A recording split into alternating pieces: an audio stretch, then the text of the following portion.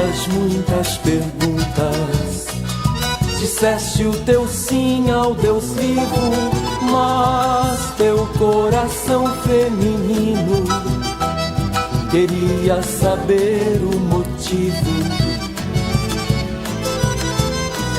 O anúncio do mensageiro te avisa que vais ter um filho. Como é possível agora? Fizeste a primeira pergunta. O filho que concebeste nascia envolvido em mistério. De onde me vem tanta graça? Ouviste a segunda pergunta.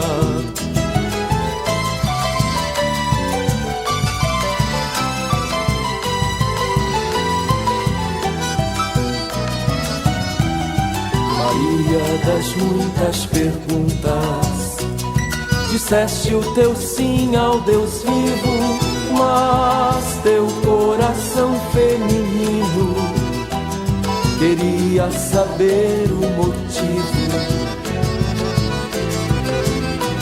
Levaste o menino ao templo, ouviste palavras profundas. O que será do meu filho? Fizeste a terceira pergunta. Agora um adolescente se perde por entre doutores. Voltas pra casa pensando, depois de mais uma pergunta.